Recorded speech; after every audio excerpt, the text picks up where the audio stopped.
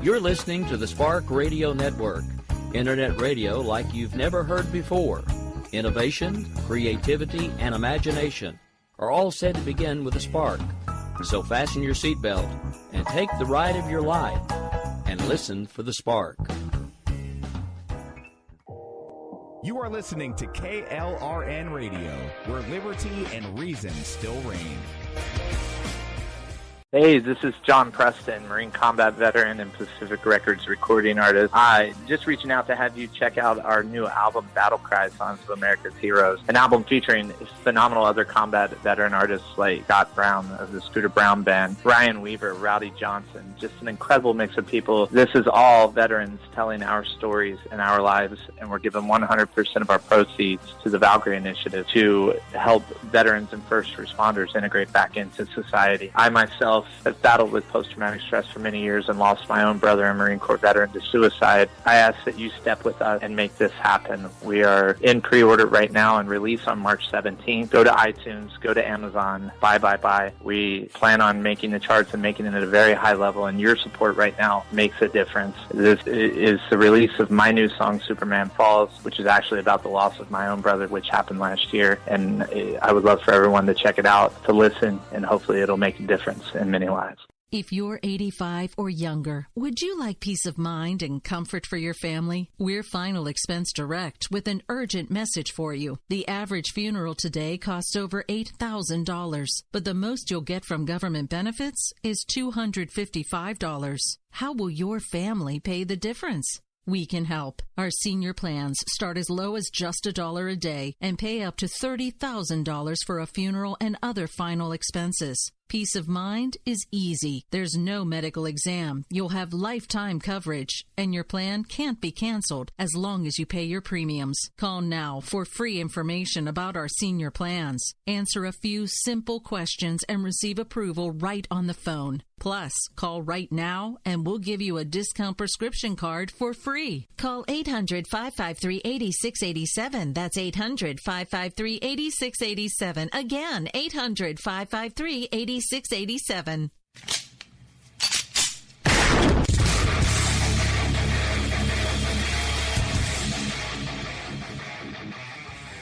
This is Slickery Trigger for Rebel Road Tactical.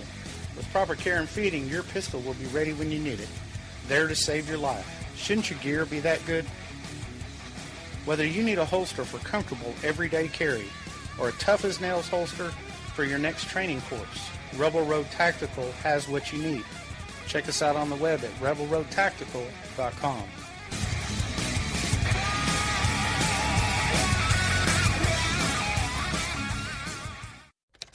Sometimes riders feel lost, unsure why a passage may not be working. It takes another set of eyes to help us nurture our writing into full maturity. At Black Wolf Editorial Services, we strive to enable writers to develop and grow, offering manuscript critiques and line edits through a mentoring editorial style. We also offer assistance on generating a writer's bio for your websites. Black Wolf Editorial Services, nurturing your writing into maturity. For a full list of services, visit blackwolfeditorial.com.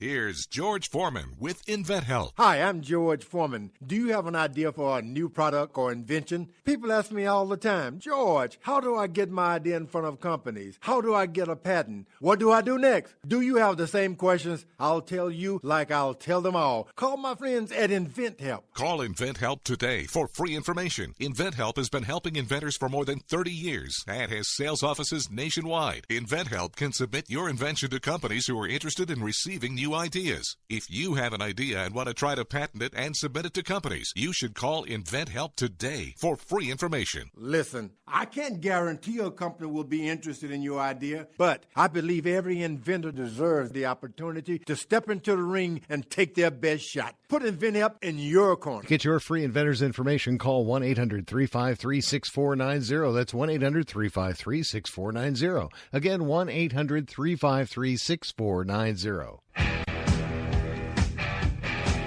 KLRN Radio has advertising rates available. We have rates to fit almost any budget. Contact us at advertising@klrnradio.com.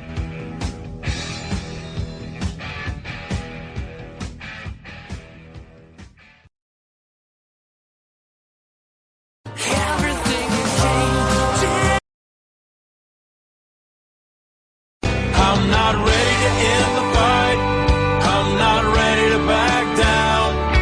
'Cause I've been through hell and I don't have time to go round and round and round.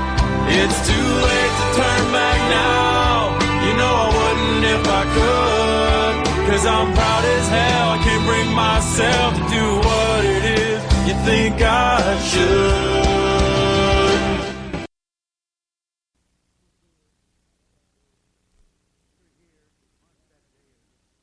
We're here to mark that day in history when the Allied armies joined in battle to reclaim this continent to liberty. For 4 long years, much of Europe had been under a terrible shadow. Free nations had fallen. Jews cried out in the camps. Millions cried out for liberation. Europe was enslaved, and the world prayed for its rescue. Here in Normandy, the rescue began. Here, the Allies stood and fought against tyranny in a giant undertaking unparalleled in human history. We stand on a lonely, windswept point on the northern shore of France. The air is soft, but 40 years ago at this moment, the air was dense with smoke and the cries of men, and the air was filled with the crack of rifle fire and the roar of cannon. At dawn on the morning of the 6th of June, 1944, 225 Rangers jumped off the British landing craft and ran to the bottom of these cliffs. Their mission was one of the most difficult and daring of the invasion: to climb these sheer and desolate cliffs and take out the enemy guns. The Allies had been told that some of the mightiest of these guns were here, and they would be trained on the beaches to stop the Allied advance. The Rangers looked up and saw the enemy soldiers at the edge of the cliffs shooting down at them with machine guns and throwing grenades, and the American Rangers began to climb. They shot rope ladders over the face of these cliffs and began to pull themselves up. When one Ranger fell, another would take his place. When one rope was cut, a Ranger would grab another and begin his climb again. They climbed, shot back, and held their footing. Soon, one by one, the Rangers pulled themselves over the top, and in seizing the firm land at the top of these cliffs, they began to seize back the continent of Europe. 225 came here. After 2 days of fighting, all right, folks, good evening. This is the Jenn Nick Show. I'm one half of the crew, Mr. Rick Robinson. As much as I could sit here and listen to Reagan all day, sadly, because of show constraints, if I let that all play, we'd only have about 45 minutes of show left. So we just wanted to kind of play a little bit of that to commemorate the anniversary of D-Day. And I am, of course, joined by my usual co-host, Miss Jenn. How are you this evening? I'm doing good. So, how are things going with you? You do anything exciting on this D-Day anniversary? No, not exactly. I did get trolled on Twitter, but that's about it. You got trolled on Twitter? I thought that was Dan's job. Come on, that's what I hear about all Friday. Well, mostly his job, but every now and then it happens to some of us. Well, I mean, that happens when you get your tweets retweeted by famous people, which rarely ever happens to me, which means I still apparently don't know how to do Twitter very well. No, I just had, it's always the stupid stuff. I was mocking Michael Moore and his new endeavor, his website launch of Trumpet Leaks. And I was mocking that and made twitchy. So that's how that went down. Oh, nice. Of course, it was not any sort of serious point made or whatever. I don't know. I actually was being a jerk. And I said, say Trumpet Leaks 5 times in the dark wearing your pea hat, clutching your framed Hillary photo, and he will no longer be POTUS. That's actually really funny. Not to mention the fact you had me at trolling Michael Moore. That happens to be one of my pastimes. Yes. So I don't know. Did you read about his site today? I heard a little bit about it. Honestly, we were kind of slammed at work, so I really didn't get a chance to take much of a look at it. And then I got home, and we're still dealing with the aftermath of in-laws moving out. So it's been an interesting couple of days. But yeah, so no, I didn't really have much of a chance. Let me read. So he published in the Huffington Post. They let him introduce it there. Let me just read this one little part. Today I'm launching Trumpet Leaks, which, by the way, lots of people had fun with, being like, is that like adult diapers? Like, what's going? This doesn't sound good. He says, I'm launching TrumpleLeaks, a site that will enable courageous whistleblowers to privately communicate with me and my team. Patriotic Americans in government, law enforcement, or the private sector with knowledge of crimes, breaches of public trust, and misconduct committed by Donald J. Trump and his associates are needed to blow the whistle in the name of protecting the United States of America from tyranny. So he launched a site that its sole purpose is to try to get people to turn on our president. Fun times. What could possibly go wrong? Well, any number of things. I just think it's funny to hear all these Democrats throw around the words like patriots, and I'm just like, what exactly does patriot mean in your world? Is it basically anybody that's opposed to Donald Trump in your mind? Is that a patriot? Because there are times, right now it is. Because there are times that I have been opposed to Donald Trump. Everybody knows that, but at this point, the lengths to which they are willing to go to try to keep things as crazy as they have been, this is insanity to me. That we still have so many on the left that are willing to do anything and everything to try to bring this man down, to the point of even giving away their own credibility just to try to get a story across. I've known that for a long time that most of the media was then to thank for the Democrats. I've known that for a very long time. But I never in a million years thought I would see anything like what we have going on today with the media and with celebrities that are involved now with all of these different movements to take down a sitting president. Do you realize how many people would have come unglued if there was all of these conservative leaning celebrities that started these groups to depose Barack Obama? Because that's what we're talking about right now. We're talking about an attack on a sitting president. Last I heard, that was supposed to be treason. Well, this encouragement of people to, go back on oaths they may have taken to breach national security, possibly, and all sorts of other things in which people expected confidentiality, and they're asking them to breach those trusts. It really doesn't matter what it's for. This is not a good thing for our republic to try to encourage people to basically tattle on this administration. It's one thing if there's really something going on and someone needs to come forward or what, but there are all sorts of checks and balances within that system to go about this in a way that is not some sort of damaging leak that may or may not be true. But I don't trust that Michael Moore, out of all of the people on this planet, would be even remotely responsible with any information that he's given. He is going to report and put out bombastic headlines. And quite frankly, who knows if they'll even corroborate some of these possible leaks they may get before making assumptions or jumping to conclusions. This has disaster written all over it, and I think it's completely irresponsible.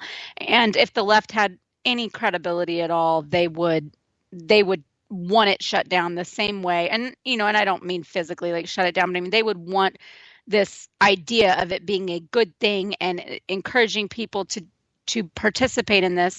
They would shut that down the same way that they have now shut down WikiLeaks, as something that is good for this, as not good for this country. It's just crazy to me that they think that this is a good idea. Oh, I hate to break into the show, but I want to do this real quick. I just got notification that one of our regular listeners is currently in the hospital, so I'd like to take just a moment and send some positive vibes Ron's way. I guess he is in the hospital with an issue. We're supposed to get an update sometime tomorrow. Oh, no. I love Ron. Yeah, I know. I wondered why I hadn't really seen him much lately, and I guess I just finally got my answer, unfortunately. As far as I know, it's not like a major issue, but I guess it was bad enough that they did hospitalize him, so hopefully we'll get an update soon. So for everybody listening, just take a moment to say positive thoughts or prayers for our good friend Ron, who hangs out in the chat with us almost every time we're on and hasn't been here for the last couple of days, so I was starting to get worried, and now I know why. Alright, so anyway, I didn't mean to break up the flow of the show, but that just kind of hit me like a ton of bricks. But, back to this whole Michael Moore thing, as much as I don't really want to keep talking about this asshat. Look at who he is. Look at what he's done. Look at how many times he's been wrong. At this point, he's starting to rival Al Gore level wrong. Anybody remember where Al Gore said the ice caps would be by now? As in gone. They're now back to, levels not seen since the 1990s, but they were supposed to be gone by now. This is the stuff that we're dealing with right now. We have this entire unhinged group that is basically just like, oh my god, the world is going to end because Donald Trump is president.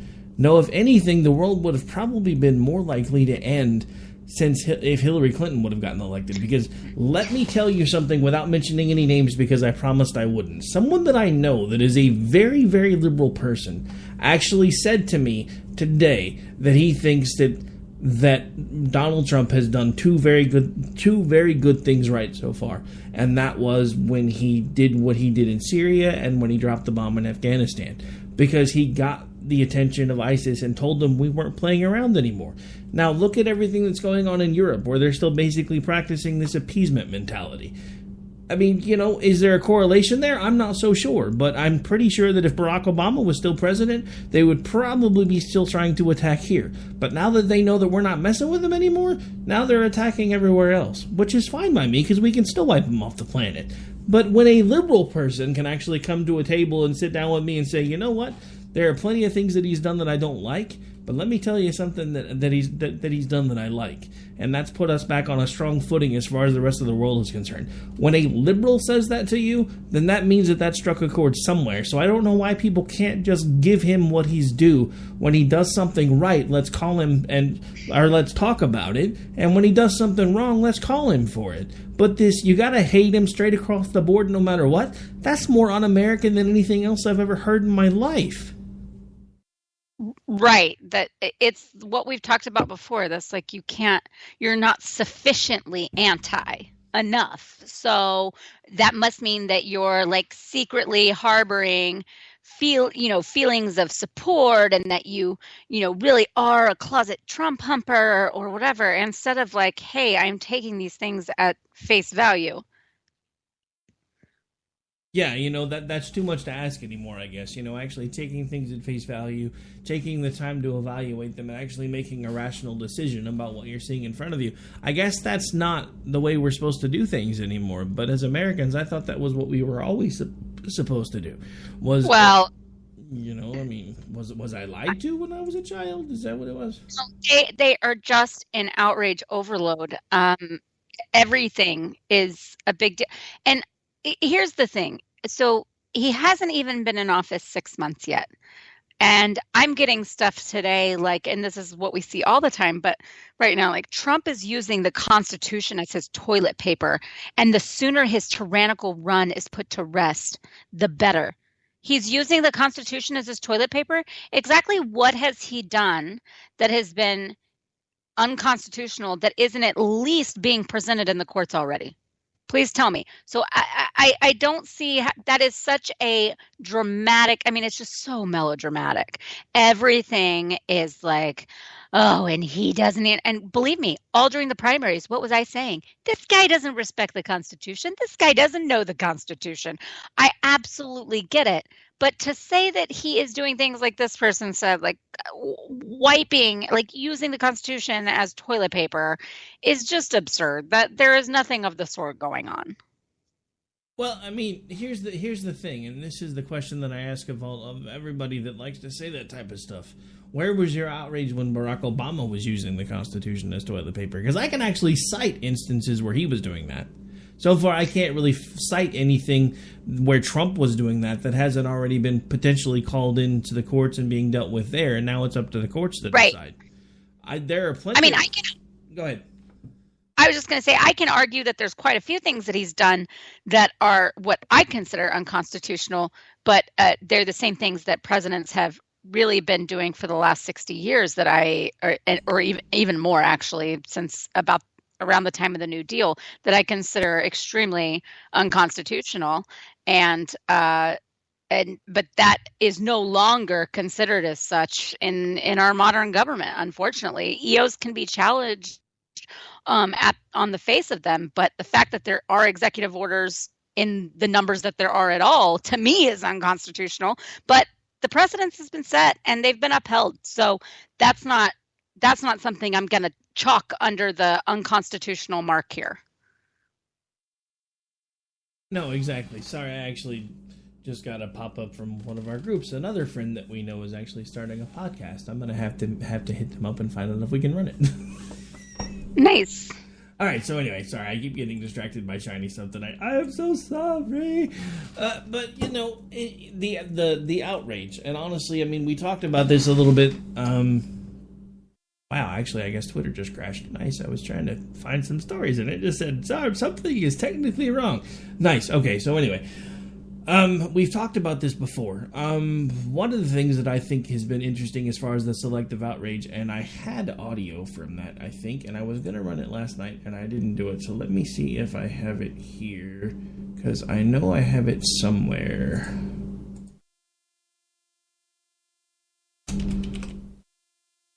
Here we go. I don't think I had it loaded, but it's loaded now. So speaking of selective outrage, give a listen to this. To get to Nebraska more.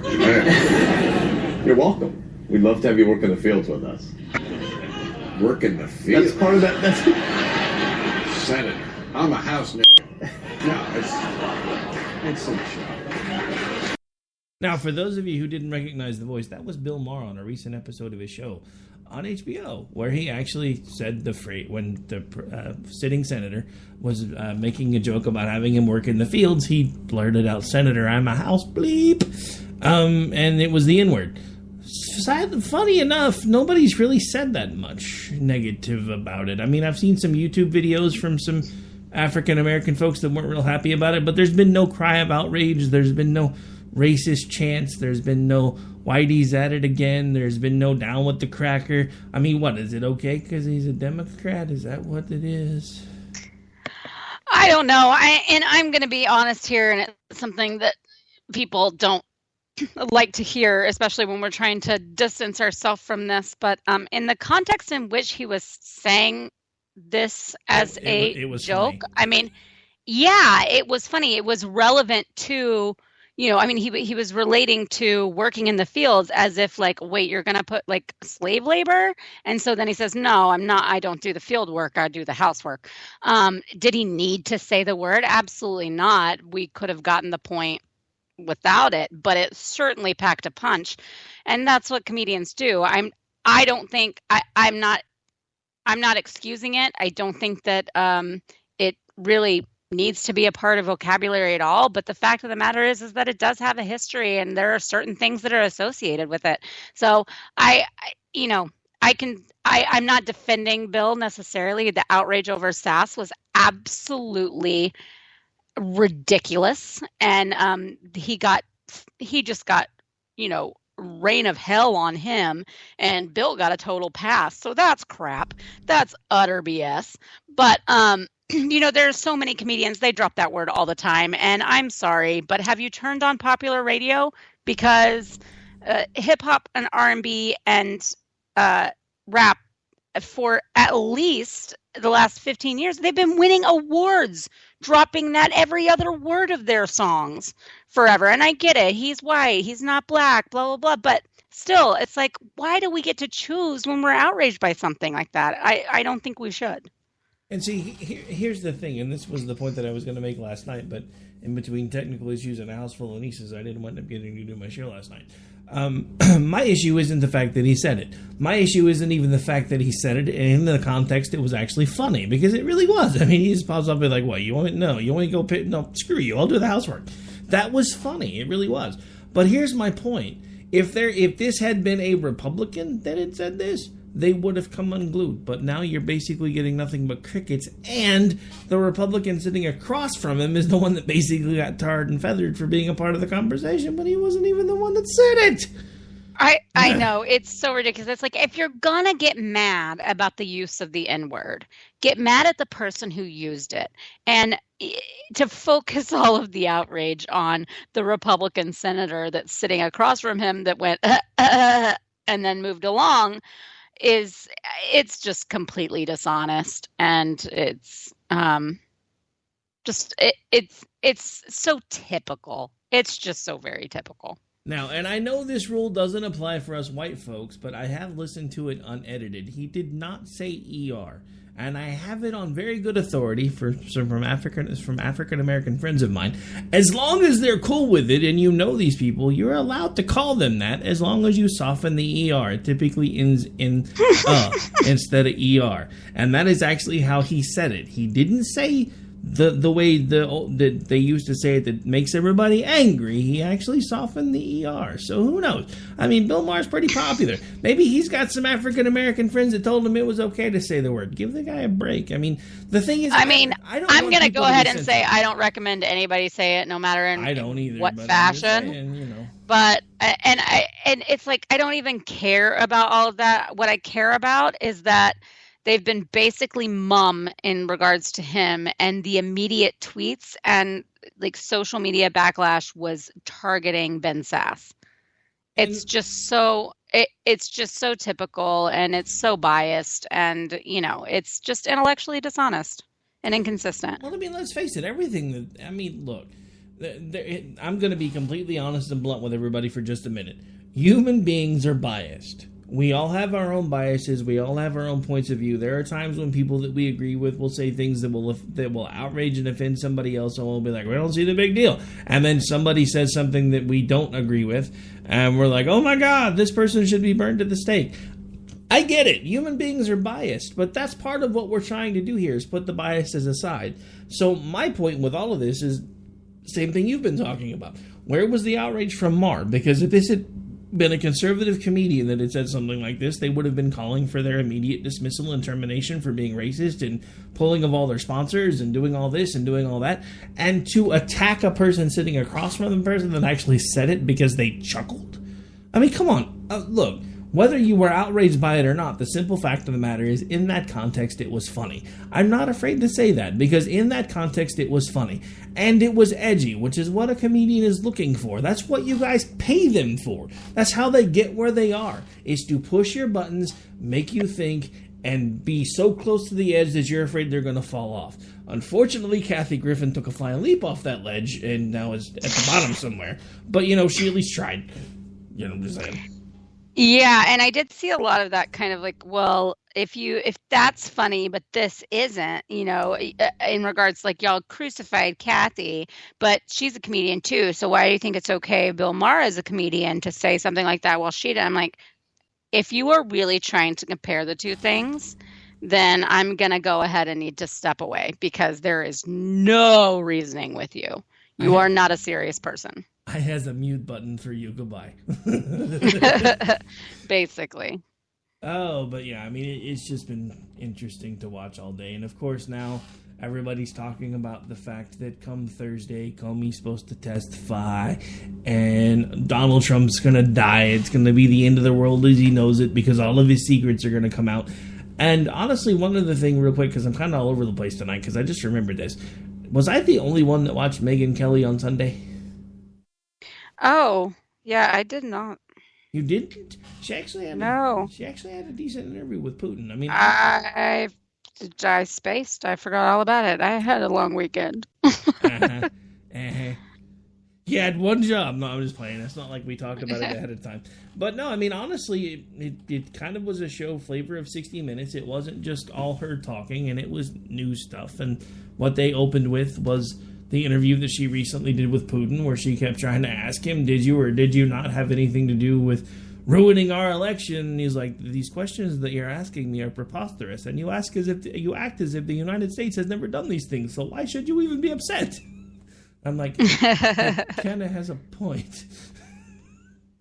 Yeah. As much as it sucks to admit, he actually has a point, because we literally will go poke our nose in pretty much anybody else's election to make sure it's fair. We do it all the time. Well, yeah, and I think, of course, it depends on what level you're talking about and if there's sort of underhanded things happening also, but simply trying to influence is, that's our president being the leader of the free world. Just even speaking about an election in another country, it could be considered, foreign influence. Because they're the most covered leader on the planet. This is true. That is gonna flash on every screen in every market, from here to Timbuktu. I mean, they'll translate it, all of it. They're always gonna broadcast that everywhere you go, except for maybe North Korea. But so our people have to be careful too, if we're going to go with that as being legit foreign influence. Oh no, they broadcast in North Korea too. They just still use Morse code, because that's the only way they change what they said, which is like supreme leader is better than everybody else. Yada yada yada. Well, let's not forget, these are the same people that think their supreme leader was birthed partly due to unicorns. Yeah, yeah. Mm-hmm. And on that note, we're going to take a quick break. We're at the bottom of the hour. This is Jenn and Rick. We'll be right back here in about 4 minutes or so.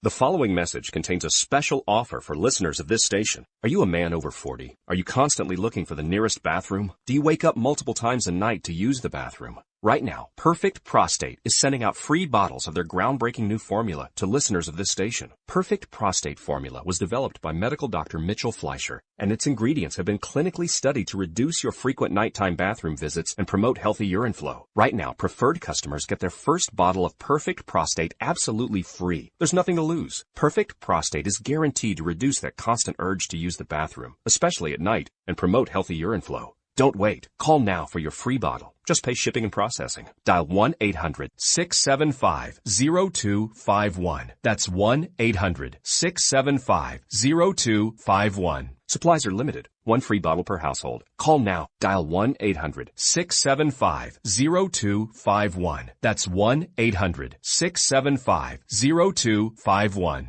Tired of paying outrageous prices for Viagra? Well, we have great news for you. Now you can finally get Viagra at huge discounts. Healthy Man allows you to save up to $500 on Viagra. Why pay U.S. pharmacy prices of $15 per pill or more when you can get Viagra for less than $3 a pill? Call today and get 40 Viagra pills for only $99. This can cost as much as $600 at your local pharmacy. You can't afford not to call us. If you want Viagra at the lowest prices, never pay $15 a pill pharmacy prices again. Get Viagra for less than $3 a pill. Call 1-800-516-7602 today and save up to $500 and get 40 pills for just $99. Healthy Man is fast, easy, and affordable. Operators are waiting at 1-800-516-7602 to take your call right now. Call 1-800-516-7602. That's 1-800-516-7602. Again, 1-800-516-7602. Every day, the men and women of the United States Marine Corps stand ready to defend the American way of life. The few, the proud, the Marines. Hey folks, I want to introduce you to a friend of mine, Dr. Richard Hardin. We are on the same mission, which is waking up America. We just have different paths. So stay tuned for some information on how you can keep up with Richard and all his work. Visit Richard's website at rahardin.com. That's the World Wide Web at rahardin.com. At his website, you can see a summary of the 6 books he has written, where purchases may be made. He also has a link to 18 videos on YouTube and several blogs about Christian beliefs. If you prefer, visit Amazon.com/Kindle and type in Richard Harden to see and purchase his books.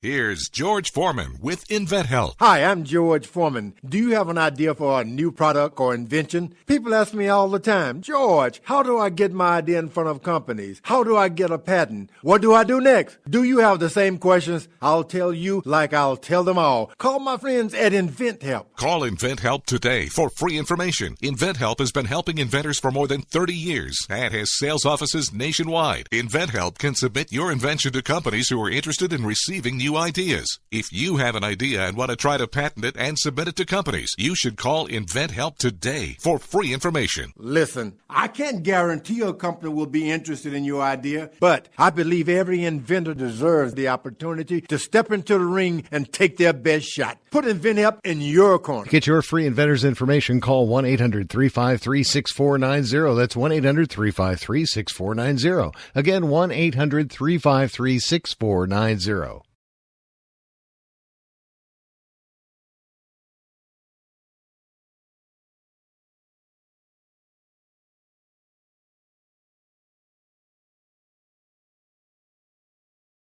I'm not ready to end the fight.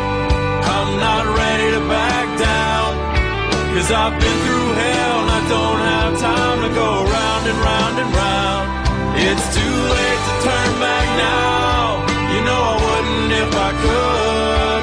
'Cause I'm proud as hell. I can't bring myself to do what it is you think I should.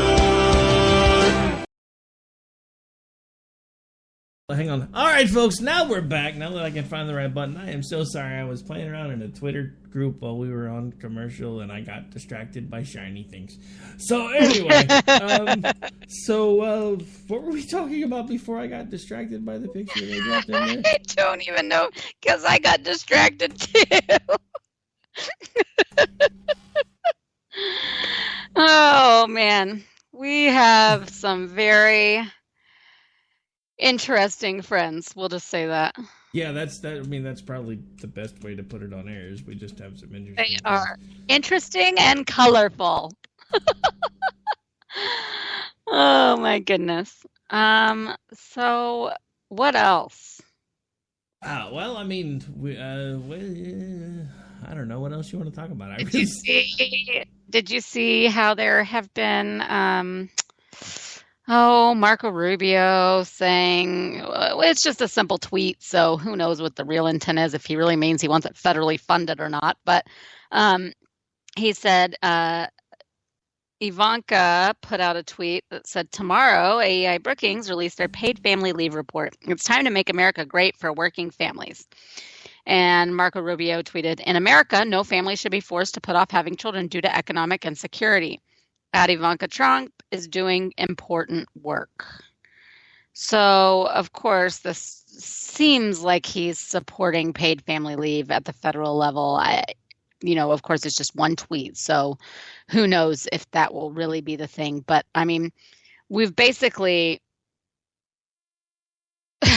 this is what we knew was kind of coming with the more progressive side of Trump and the side that certainly he's getting input from Ivanka on, who is very much a liberal Democrat, is federally mandated family and maternity leave policies. So I really hope Marco did not actually mean that he supports a federally funded program, but we'll have to wait and see.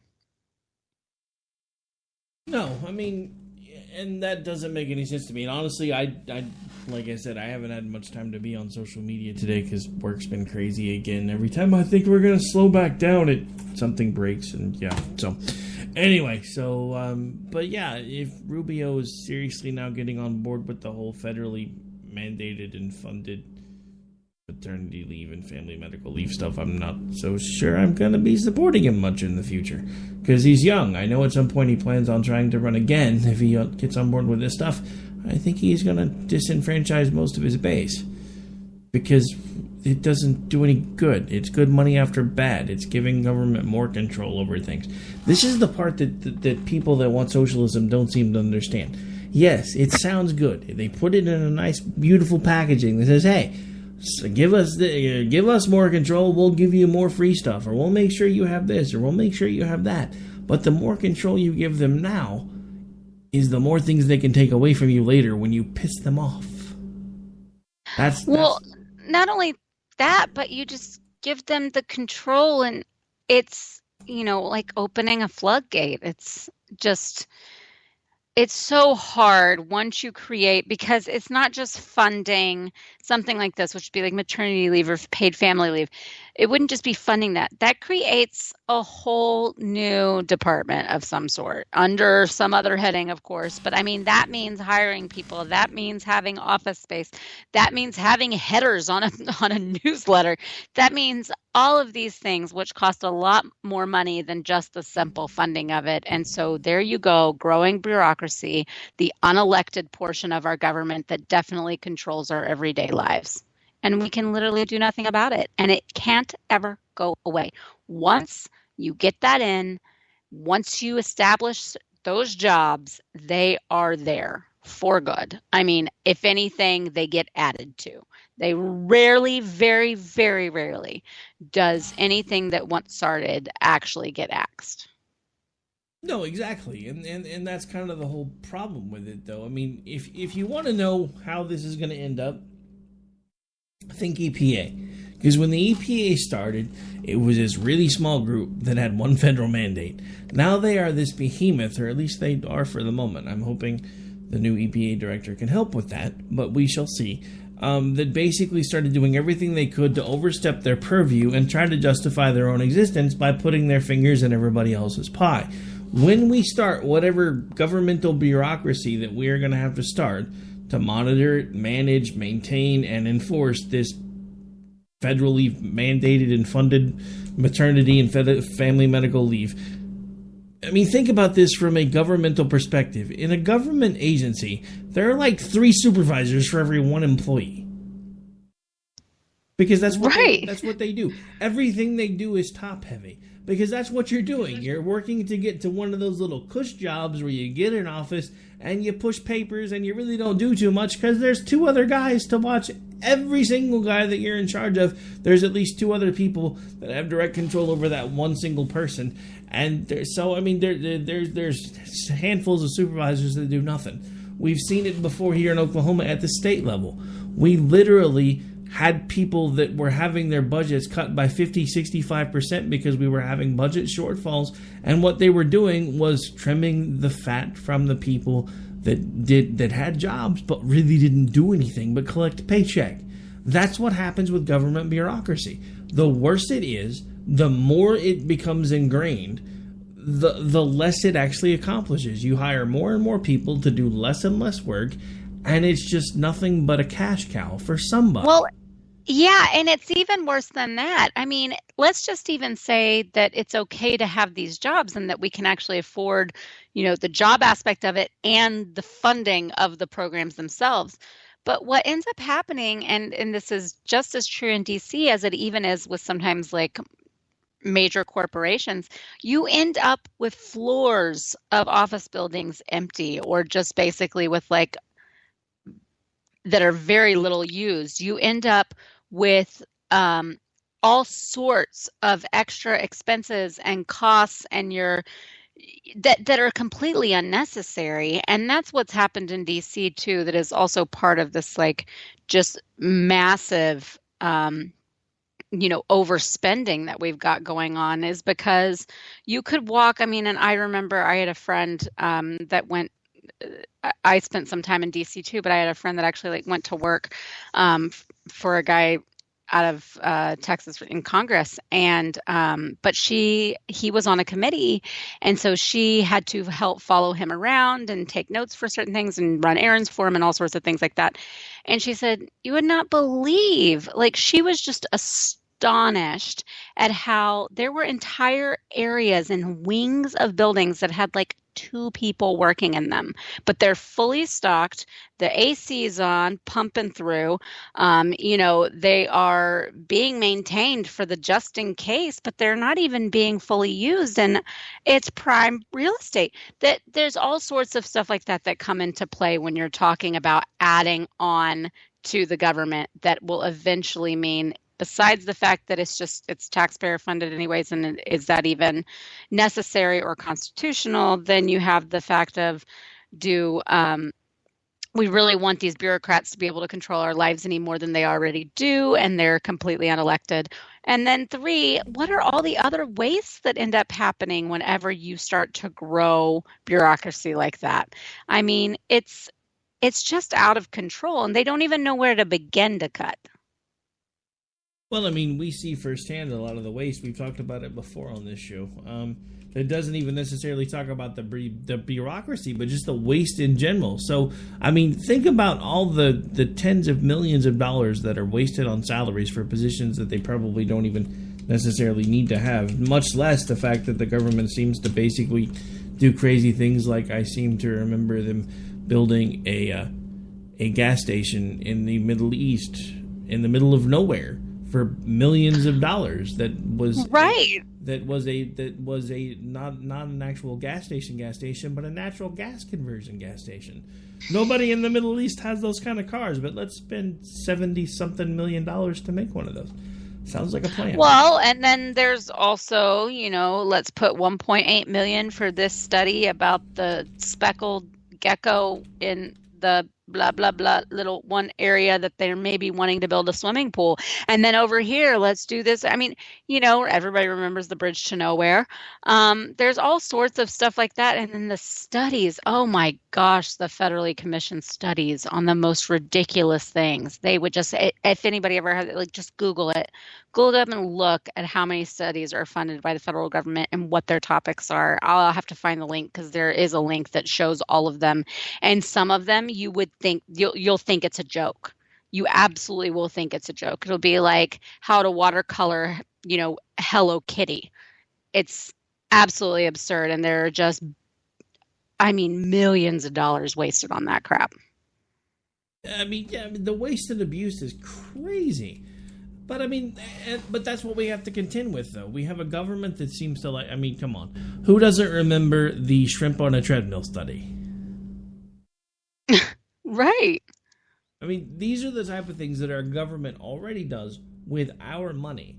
And yet now we want to turn that same government over to taking care of things such as our health care, such as our family and medical leave information. We want our government to run those things, to monitor them, to maintain them.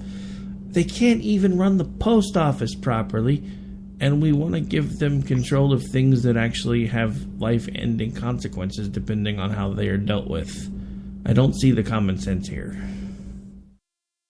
Well, there's not really any, and this is kind of one of those things that always gets liberals in a conundrum, is that on the one hand, they're like, everything is evil and awful and they can totally control our lives and it sucks so bad because the people they don't like are in office and it's just the most horrible thing ever.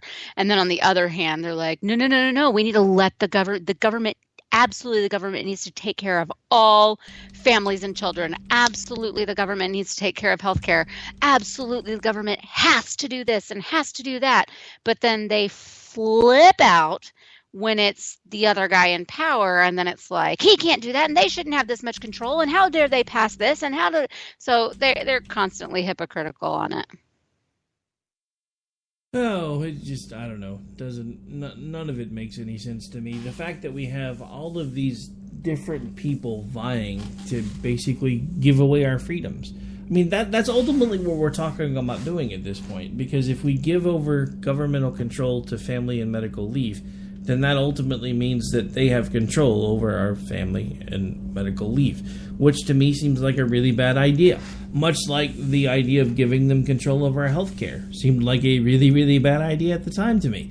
However, apparently the folks in D.C. didn't seem to think so, because now we've had it basically shined up real nice and turned sideways and put somewhere where the sun doesn't shine. And now even under this administration, we don't seem like we're going to be getting rid of it anytime soon, which I'm not surprised by that, because he did specifically say that he wanted socialized medicine, but nobody wanted to listen until now. So, fun time. Yeah, I don't...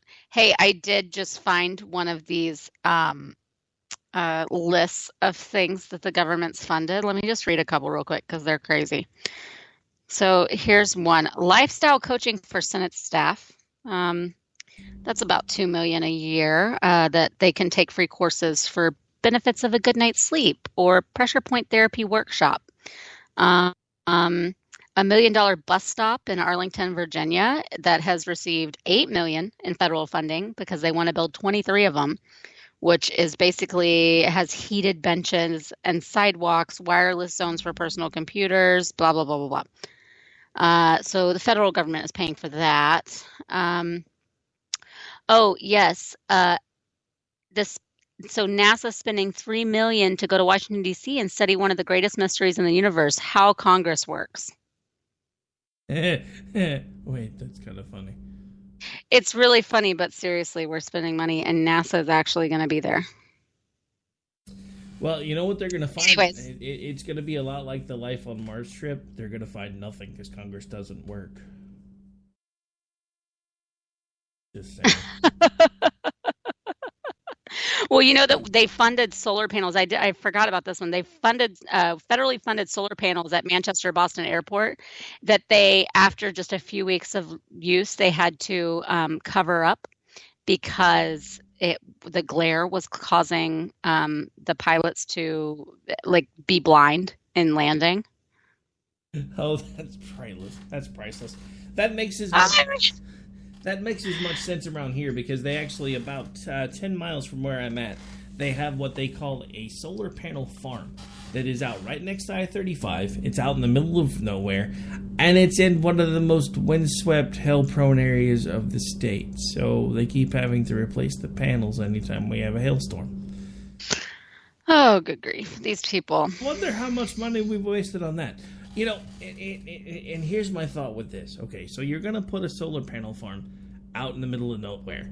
So all you really need to do is make sure that the sun can still get to the panels, right? So why not put up something that is clear and see-through but can at least protect the panels, so all you're having to do is every so often replace a pane of plexiglass or whatever you're going to put around them to try to keep the hail from destroying them, because it would be cheaper to replace that, I think, than it would be the panels. But, what do I know? Oh, man. I all of it. There's just so much waste, and there's so many kind of boneheaded moves like that I get it. It sounds good in theory. It seems like, well, that'll put us on, a right track here. And I am totally for conservation. And I'm for making things cheaper, especially energy costs, making them cheaper for the American people. So I'm all for finding solutions and alternative solutions to, the current way. But sometimes things just don't work, and you've got to be reasonable about it. And here's my thing with all of that, because let's just be completely honest for a second, because you kind of hit on something. I am about finding ways to cut costs. I am about trying to find ways to make things as green as possible. But when we're wasting money because we're overdoing it, then what good does it do? I mean, you just mentioned, just in the last five minutes, we've talked about two different areas where we know that states have basically thrown good money after bad because they had this bright idea, hey, let's put solar panels here, but nobody thought about the fact that, hey, you're putting them right next to the runways, and the pilots are going to be blinded during certain times of the day. So now you get to cover them up, even though you spent all this money putting them in here. Or now we have OG&E crews out here every other week replacing panels in their solar farm because they didn't think to put something up to protect them from the elements that would still allow them to do their job. I mean, and then how much is that costing, and what kind of energy is that using for them to even get there and do all that? I mean, sometimes you have to go to the benefits outweigh the costs, or is it just to make us feel good? But that's what it is. Most of this, the green energy movement right now, is no different than the climate change movement. It is a giant redistribution scheme. Look at all of the money that the Obama administration poured into green jobs. Billions and billions and billions of dollars. Right. For months later, for those companies to shutter up and disappear. If they were handed billions of dollars, where did that money go? Do you know what I could do with $1 billion, much less like the $20 billion that some of these countries were given, or these companies were given? I said countries because it's a large amount of money, but just let that sink in for a second. There were companies under the presidency of Barack Obama that, because of his green jobs that eventually stepped down, even though nobody really talks about all the different scandals in the beginnings of the Obama administration versus the Trump administration, because nobody wants to talk about those anymore. But they had this grand idea of, well, we're going to put all this money into green jobs because, by God, we're going to make sure that America puts green energy first, and we're going to do this and we're going to do that. And billions and billions and billions of dollars were pumped into these companies just for the companies to dry up overnight and blow away. Where the hell did the money go? Well, people really need to look into who is pushing for so much and who benefits from so much of this so-called, green energy and all of the kind of climate change ordeal that we have going on, and who gets the grants, who gets the funding, who gets the benefits. But beyond that, I was going to say it needs to be stuff that makes sense. Like, there are areas of this country where it absolutely makes sense. I recently had some friends that were living in San Diego, and they did have solar panels on their house, and it was perfect for them because of the climate there, because of what they have. It's like 85% sunshine, and then the days that aren't, there's still some sun coming through, and then there's very little tumultuous weather, and so it's the perfect place for that to happen. And they were immensely happy with it for the most part. Living in Dallas, Texas, that's not exactly the best option. Living in Seattle, Washington, that's not the best option. So we need to be able to, instead of shoving this stuff down people's throats and saying you will do this or else, we need to allow areas to adapt to what works for them. No, exactly. But that's what used to make this country great. We allowed states to be laboratories. We allowed states to figure out on their own what energy ways best suited them, what energy ways didn't work for them, what education ways suited them, what didn't work for them. We don't have that type of stuff anymore, and a lot of it's because we have this huge centralized behemoth that you and I rail about on pretty much every single show that we now call the federal government. And that's the biggest part of the problem. I mean, we opened with part of a speech from Reagan in regard to the 40th anniversary of D-Day, which was when he gave that speech. But there's another speech of Reagan's, and those words have stayed with me for pretty much my entire life. The scariest words in the English language are, "I'm from the government and I'm here to help."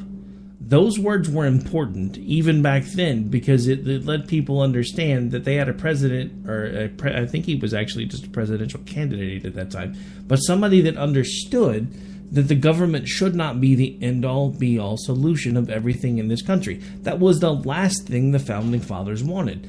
I have to tell you, honestly, the Founding Fathers, if they were alive today, they would probably... Pardon my language for a second, but they would probably bitch slap everybody in D.C. for what they've done to this country, going all the way back to the Carter administration, probably even a little further if they could find them, because they literally have just taken everything that they worked for, everything that they bled for, everything that they fought and died for, and they've basically turned it on its head, and we've become this giant monster that nobody would recognize anymore from that time frame because we're not the country that we once were. That's part of the problem. That's what we've been trying to find a way to get back to, is what this country was founded upon, which is adherence to the Constitution and the ability and the fact that everyone is given the chance at life, liberty, and the pursuit of happiness. Not a guarantee of any of those things, but the ability to go out and try to find it on your own without a government sticking their thumb on your head saying you can't go any further than where you are right now. You were born a crop farmer, you will die a crop farmer, and so will your children, because that's what they faced in Great Britain. That's what they dealt with every single day, was you were born into a caste system, you stayed in that caste, there was no way out of it. This country didn't have any of that stuff, but we do now, because we've let it start creeping in over here, and it's bad. Sorry, ranty. No, absolutely. There's not a whole lot to add to that. Well, I guess that's actually a good thing, because believe it or not, we are just about officially out of time. We're going to be doing things a little bit differently tonight, so after we say our goodbyes, we're going to roll the commercials, and I'm going to go right straight into America Off the Rails, because I've realized I've been losing about 15 minutes shutting things down and bringing them back up again, and it's kind of easier for me to edit it after the fact, because I have to edit anyway. So, as we do every time on the way out the door, why don't you remind folks where it is that they can hang out with you when you are not on the radio hanging out with me? Yeah, you can find me on Twitter at jholmstead. I'm on Facebook, JR Homestead, and check out misfitspolitics.com. And of course, you can find me at AoTR_host, and I am on every Monday through Thursday at 11 p.m. Eastern on America Off the Rails, every Sunday and Thursday at 10 p.m. Eastern for Jenn and Rick, the one you're listening to right now. And Friday nights, we do Robinson and Wright, same time slot as America Off the Rails. And on that note, folks, we are going to get ready to get out of here, only so I can get loaded up and start the next one. So stay tuned to hear just after the commercials. I'll be back with you live for America Off the Rails. For our Tuesday show, which will technically kind of be our Monday show because I didn't do one last night. But we'll get that going for you here in just about 6 minutes or so. Don't go away. Stay tuned. We will be right back.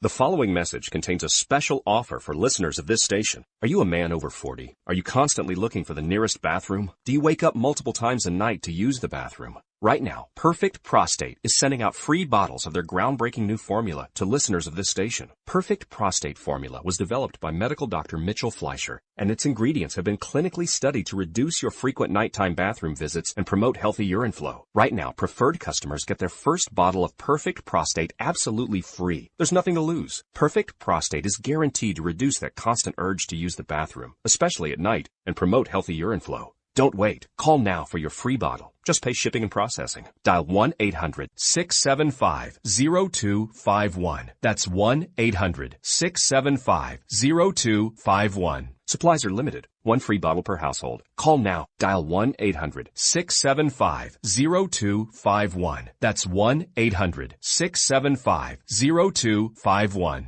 Tired of paying? You're listening to the Spark Radio Network, internet radio like you've never heard before. Innovation, creativity, and imagination are all said to begin with a spark.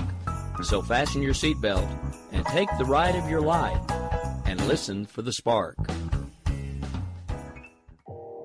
You are listening to KLRN Radio, where liberty and reason still reign. Hey, this is John Preston, Marine combat veteran and Pacific Records recording artist. Just reaching out to have you check out our new album, Battle Cry, Songs of America's Heroes, an album featuring phenomenal other combat veteran artists like Scott Brown of the Scooter Brown Band, Ryan Weaver, Rowdy Johnson, just an incredible mix of people. This is all veterans telling our stories and our lives, and we're giving 100% of our proceeds to the Valkyrie Initiative to help veterans and first responders integrate back into society. I myself have battled with post-traumatic stress for many years and lost my own brother, a Marine Corps veteran, to suicide. I ask that you step with us and make this happen. We are in pre-order right now and release on March 17th. Go to iTunes, go to Amazon, buy. We plan on making the charts and making it at a very high level, and your support right now makes a difference. This is the release of my new song, Superman Falls, which is actually about the loss of my own brother, which happened last year, and I would love for everyone to check it out, to listen, and hopefully it'll make a difference in many lives. If you're 85 or younger, would you like peace of mind and comfort for your family? We're Final Expense Direct with an urgent message for you. The average funeral today costs over $8,000, but the most you'll get from government benefits is $255. How will your family pay the difference? We can help. Our senior plans start as low as just $1 a day and pay up to $30,000 for a funeral and other final expenses. Peace of mind is easy. There's no medical exam. You'll have lifetime coverage, and your plan can't be canceled as long as you pay your premiums. Call now for free information about our senior plans. Answer a few simple questions and receive approval right on the phone. Plus, call right now and we'll give you a discount prescription card for free. Call 800-553-8687. That's 800-553-8687. Again, 800-553-8687. 8687.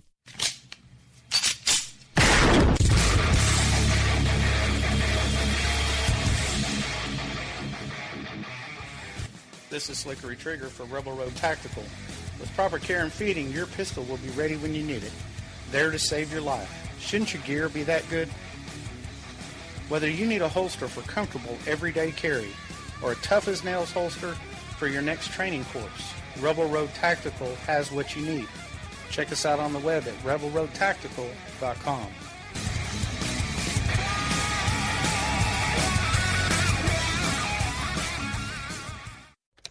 Sometimes riders feel lost, unsure why a passage may not be working. It takes another set of eyes to help us nurture our writing into full maturity. At Black Wolf Editorial Services, we strive to enable writers to develop and grow, offering manuscript critiques and line edits through a mentoring editorial style. We also offer assistance on generating a writer's bio for your websites. Black Wolf Editorial Services, nurturing your writing into maturity. For a full list of services, visit blackwolfeditorial.com. Here's George Foreman with InventHelp. Hi, I'm George Foreman. Do you have an idea for a new product or invention? People ask me all the time, George, how do I get my idea in front of companies? How do I get a patent? What do I do next? Do you have the same questions? I'll tell you like I'll tell them all. Call my friends at InventHelp. Call InventHelp today for free information. InventHelp has been helping inventors for more than 30 years and has sales offices nationwide. InventHelp can submit your invention to companies who are interested in receiving new ideas. If you have an idea and want to try to patent it and submit it to companies, you should call InventHelp today for free information. Listen, I can't guarantee a company will be interested in your idea, but I believe every inventor deserves the opportunity to step into the ring and take their best shot. Put InventHelp in your corner. To get your free inventor's information, call 1-800-353-6490. That's 1-800-353-6490. Again, 1-800-353-6490. KLRN Radio has advertising rates available. We have rates to fit almost any budget. Contact us at advertising@klrnradio.com.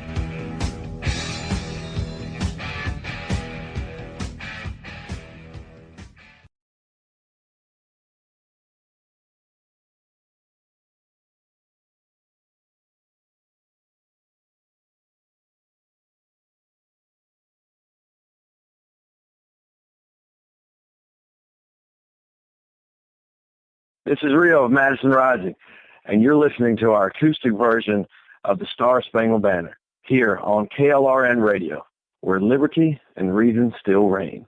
Oh, say, can you see by the dawn's early light what so proudly we hailed at the twilight's last gleaming, whose broad stripes and bright stars through the perilous fight, o'er the ramparts we watched were so gallantly streaming,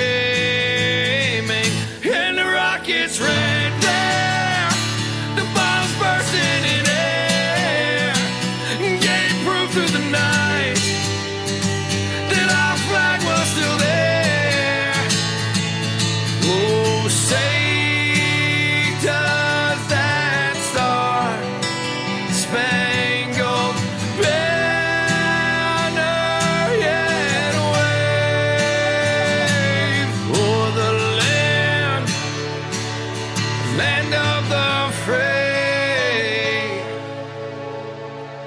And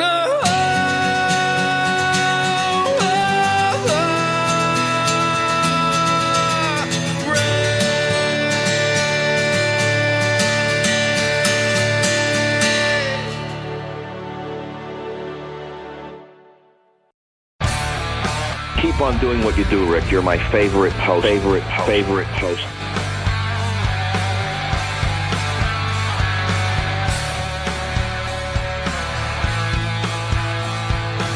you know this freedom is anything but free. What we have here depends on those who will fight for what they believe. When we stand together, there's nothing that we can't achieve. This nation of people standing as one in the name of liberty.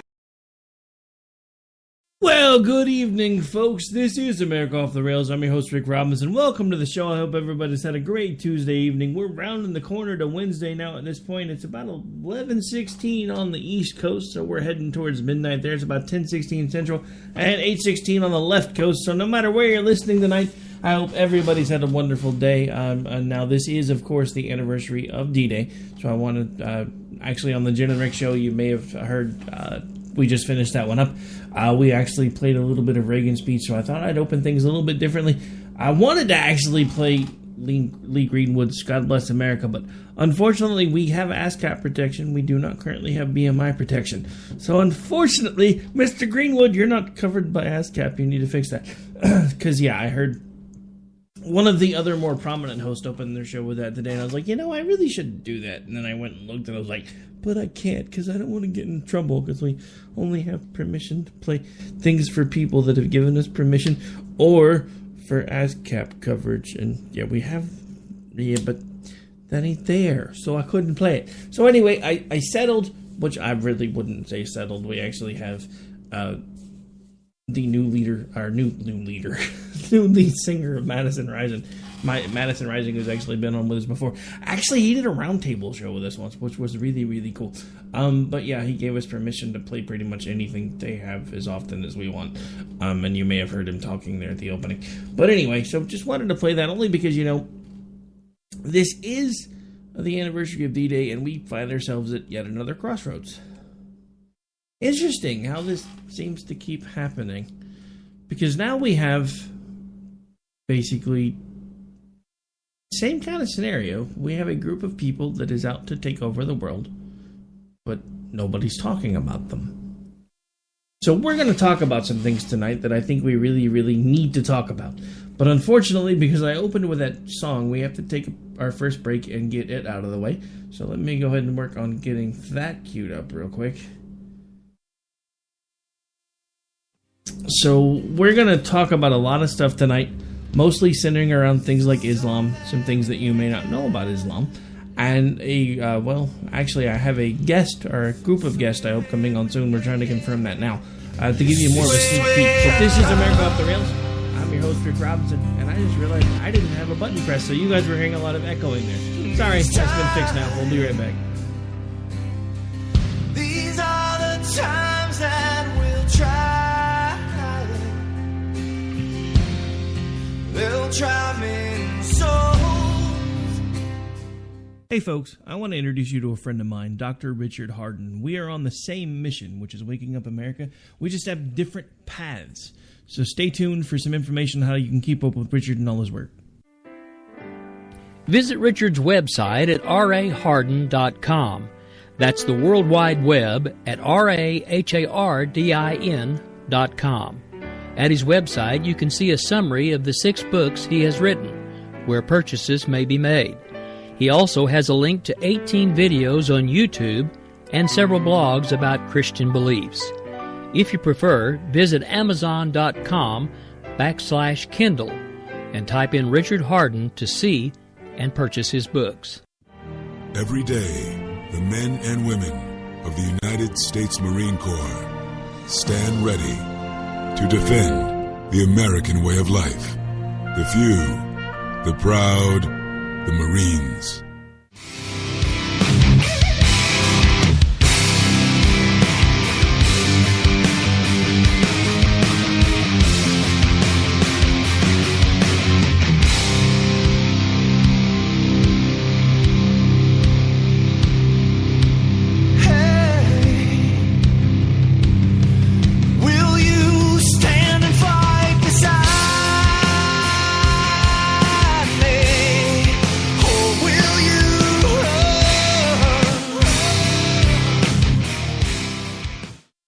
All right, folks, so we are back. So, we're going to talk about a few things today that I'm not sure anybody knows about.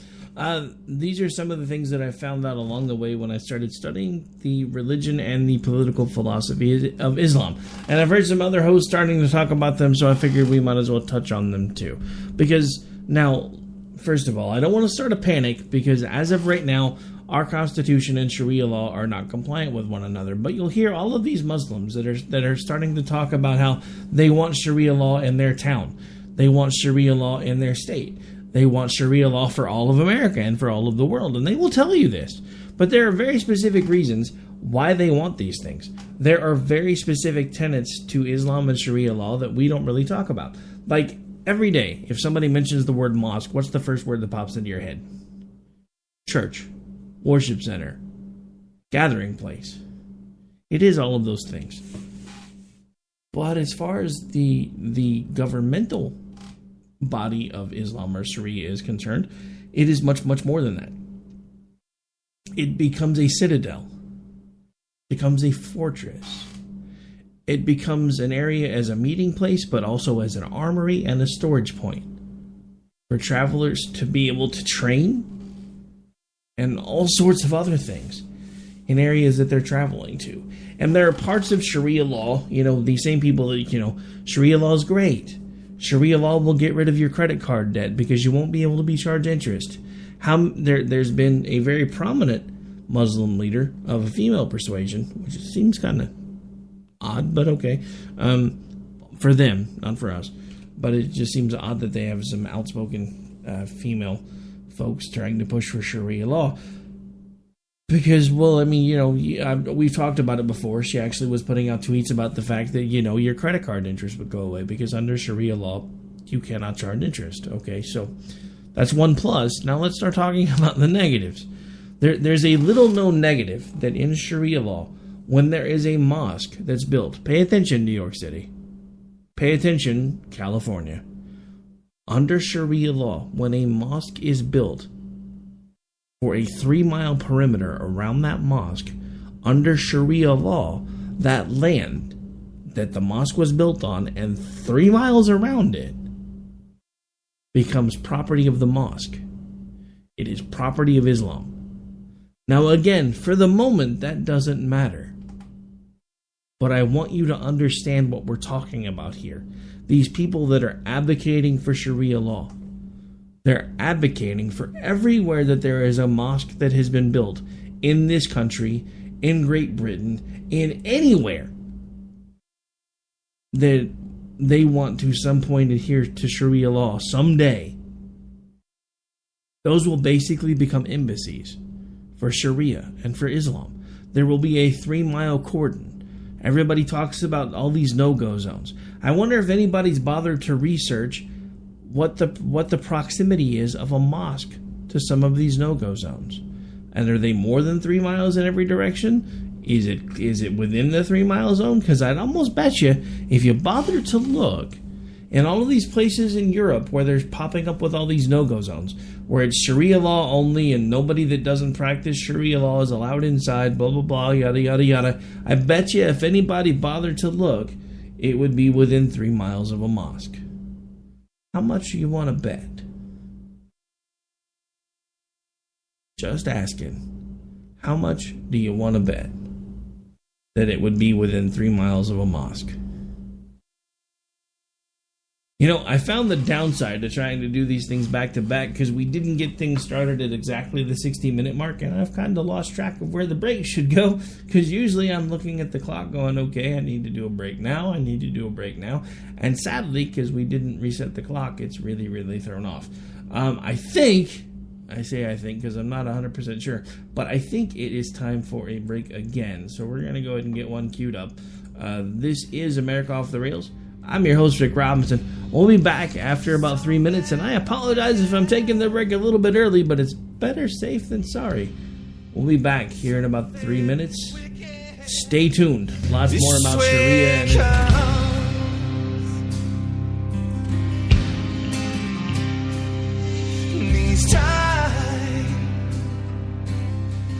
These are the times that we'll try.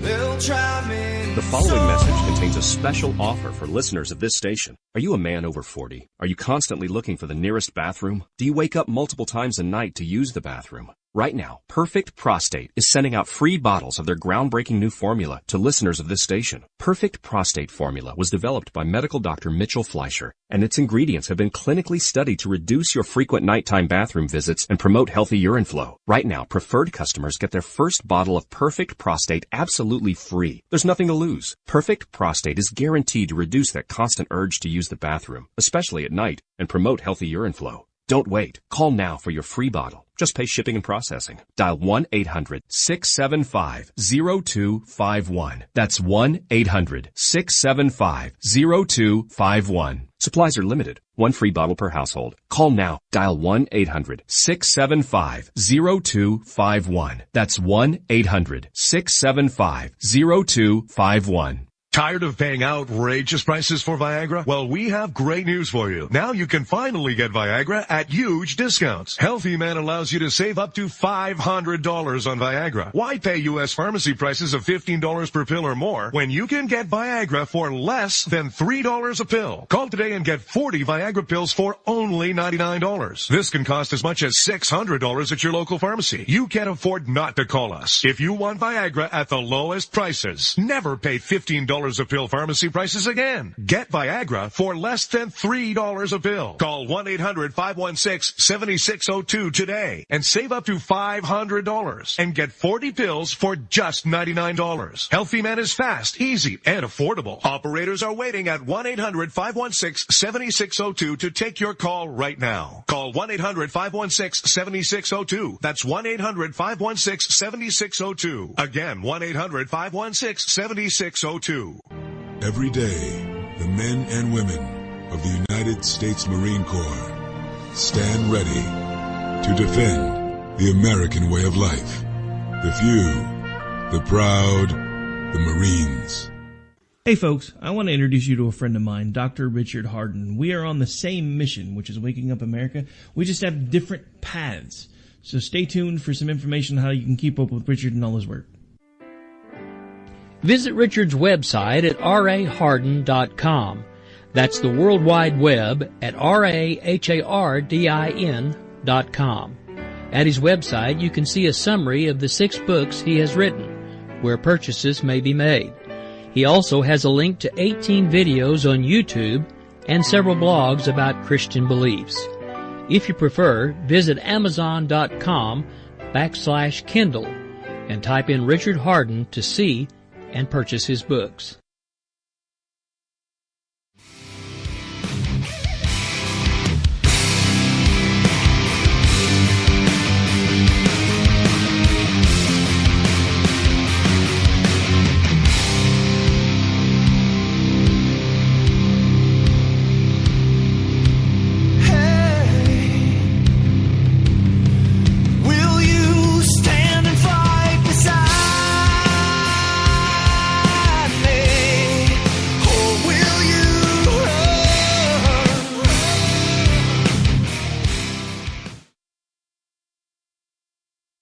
Alright folks, welcome back. Well, we're rounding the corner towards the bottom of the hour. We're not quite there yet, so we've got a few minutes, but... Okay, so before the break, we were talking about one of the little-known aspects of Sharia law, where basically a mosque would basically become an embassy for Islam. And a 3-mile radius around the mosque would be property of Islam. Doesn't matter if your house is there, doesn't matter if you have a business there, it's property of Islam. So again, interesting correlation, and I may have somebody start looking into it. I'm curious if all of these go, no-go zones in Europe now may or may not be centered around mosques, because I didn't actually think about that till I said it on air a second ago, but I bet you there's a pretty good correlation. I could be wrong. I've been known to be wrong before, but I don't know, it just seems like an interesting coinky-dink, shall we say. All right, so other little interesting tidbits about Sharia law that nobody talks about, and about Islam that nobody really talks about. This is the fact that this is one of the only religious/political beliefs / governmental systems on the planet where they tell you that it's okay to lie. It specifically tells you in the Quran that if you are doing so to keep yourself safe, your family safe, or to keep your countrymen safe, then it is okay for you to lie. Never seen a religion other than this one, and maybe the Book of Satan, where it says that it's okay to lie. But apparently this one says that it is. So, and this has been one of my points all along, and I keep coming back to this, and I understand that to the millennials out there and to the bleeding heart liberals out there, I sound like someone who's living in fear. I am not living in fear. I'm trying to be practical. If it is okay for a practicing Muslim to lie to anyone, to be able to keep themselves what they believe is safe, and they think that all infidels are less than human. There's another word for infidel. They call them kafir. That's the Muslim. That's a word for cattle. That's how they refer to us. I don't say that to be mean. I don't say that to hurt feelings. I'm trying to make you understand what it is that we are up against, because I have seen some crazy things on Twitter today.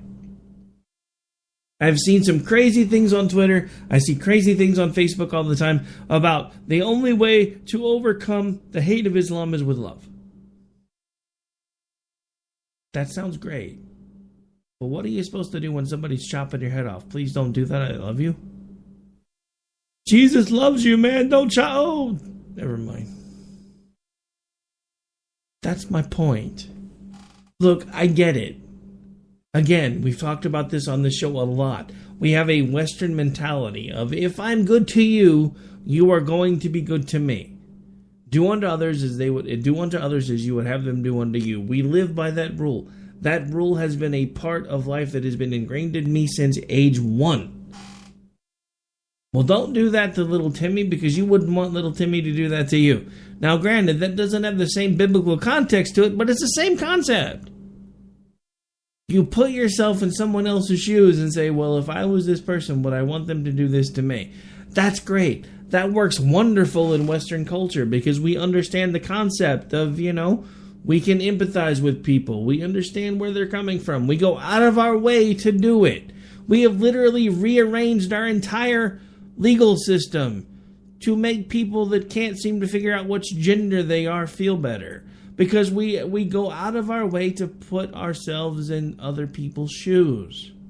We now literally have boys that are dressing as women and are dressing as girls, and they're running in school track meets in the female categories, and they're decimating them. We have turned our entire society on its head because we want to try to make everybody feel welcome. Because do unto others as you would have them do unto you. They do not have that concept in Sharia law. They do not have that concept in Islam. And the sooner that we can come to terms with the fact that they do not have the same value system as we do, the easier it will be to deal with the fact that these people, part and parcel, want to destroy us. They have to. Because the only way to bring... Now I want you to think about this from a Christian perspective. How often do you sit in a church and listen to a pastor tell you that we're in the final days, that we are in the last days, that Jesus is coming soon, and you get the goosebumps, and you get happy, and you get the smiles, because you know that soon you're going to be in heaven, and you're going to see your relatives, and you're going to see the face of God. Now, why am I sounding like a preacher for a second? Because I'm trying to bring a point home to you. These people have almost the same belief system that you do, but the only difference is they haven't had a second coming yet, or even a first coming by their reckoning, because the only way to bring about their Savior is to bathe the world in the blood of the infidel. And that is what they're trying to do, and we're letting them do it. We are letting them do it. All right, on that note, we've hit the bottom of the hour, or the closest equivalent I can get to what should be the bottom of the hour. So we are going to take another really quick break. This is America Off the Rails. I'm your host, Rick Robinson. We'll be back here in just about 4 minutes. Stay tuned.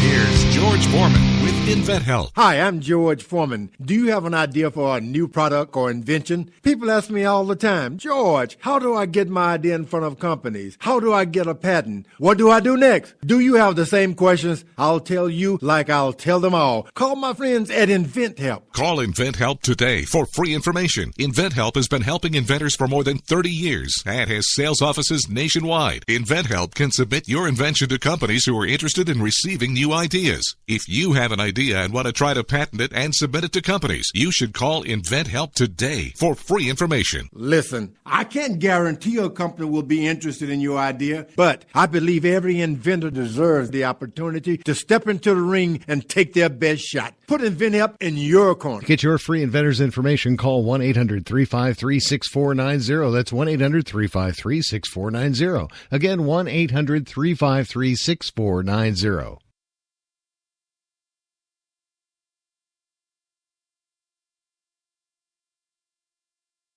The following message contains a special offer for listeners of this station. Are you a man over 40? Are you constantly looking for the nearest bathroom? Do you wake up multiple times a night to use the bathroom? Right now, Perfect Prostate is sending out free bottles of their groundbreaking new formula to listeners of this station. Perfect Prostate formula was developed by medical doctor Mitchell Fleischer, and its ingredients have been clinically studied to reduce your frequent nighttime bathroom visits and promote healthy urine flow. Right now, preferred customers get their first bottle of Perfect Prostate absolutely free. There's nothing to lose. Perfect Prostate is guaranteed to reduce that constant urge to use the bathroom, especially at night, and promote healthy urine flow. Don't wait. Call now for your free bottle. Just pay shipping and processing. Dial 1-800-675-0251. That's 1-800-675-0251. Supplies are limited. One free bottle per household. Call now. Dial 1-800-675-0251. That's 1-800-675-0251.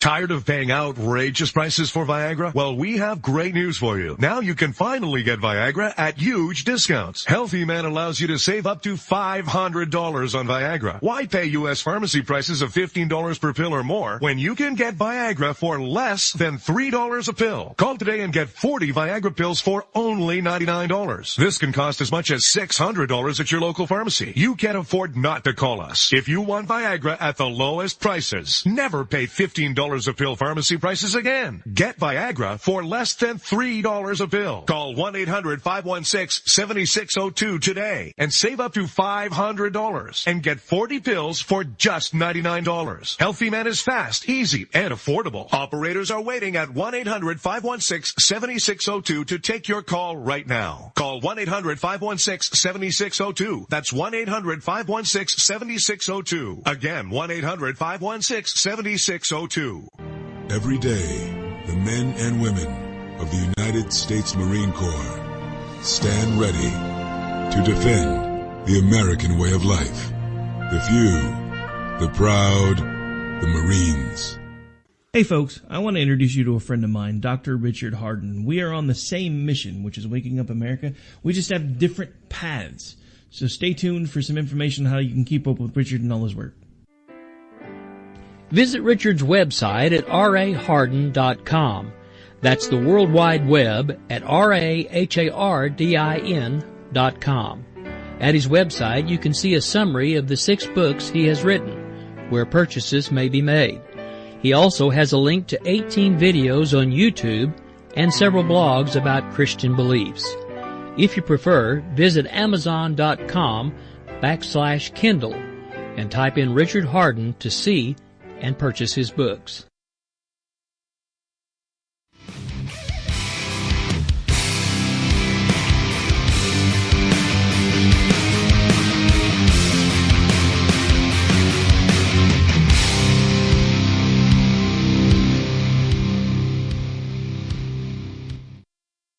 All right, folks, welcome back.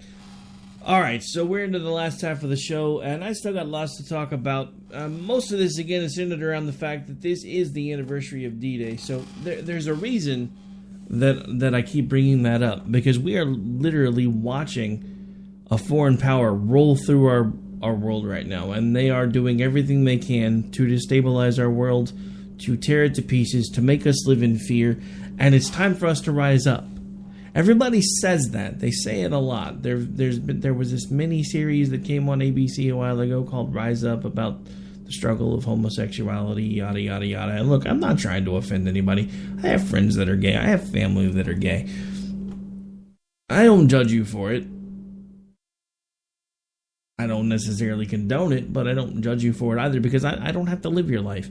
But I'm not going to go out of my way, like the federal government has been doing, to do mental gymnastics just to make you feel better about your life choices. That's what we're talking about here. And I know, Rick, it's not a choice. In some cases, it is. When you have to decide, well, I have the twig and berries, but I don't feel like I should have the twig and berries, so I'm going to make the choice to dress like a woman. That is a choice. Say what you want. We are a nation of choices, a nation of laws, and those things need to matter. So we have a choice right now. We can continue to placate people that want to destroy us, or we can start finding a way to make a difference in regards to those people that want to destroy us. Now, some people think that we should be taking the Dr. Seuss approach, because, you know, the Who didn't defeat Grinch with hate. It was their singing and their joy and their love that made his heart grow 5 sizes bigger that day. I think it was 5 sizes. I don't know. I haven't read the Grinch in forever.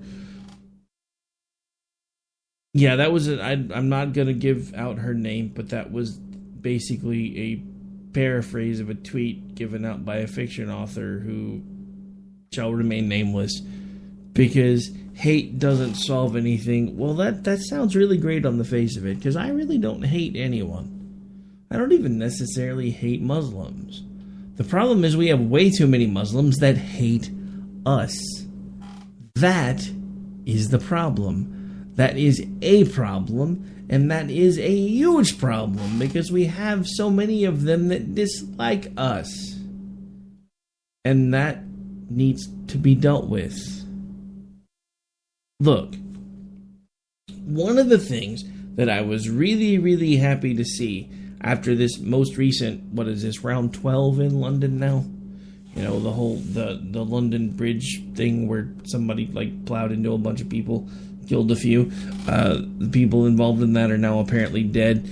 A lot of the imams in that area actually stood up and put their names to paper and said, as someone who practices and understands Islam, I will not, and I urge every other Muslim cleric to do the same thing, give the traditional Muslim prayer for these barbarians. Now, that was a big step. That was a huge step. That was one of the things that I've been waiting to see, because we hear everybody talk about all of these moderate Muslims. Moderate Muslims will win the day because there's more of them than there are these folks. But, you know, as much as that gave me a warm fuzzy, and as much as I liked someone putting pen to paper and standing up and telling us that they were going to do the right thing, I started thinking about taqiyya again. The ability to lie to the infidel to protect yourself. Was this something they meant in their heart, or was this something that they knew that we wanted to hear? Even if they do those things, and they say the non-standard Muslim prayer out loud, guess what? And I'm sorry, maybe I'm a cynic, but even if they're saying it out loud, and it's not the usual Muslim blessing for death, whatever they want to call it. They used a specific word in the article. I can't find it right now. But I don't know about you, but have you ever said one thing with your mouth and thought something else in your heart?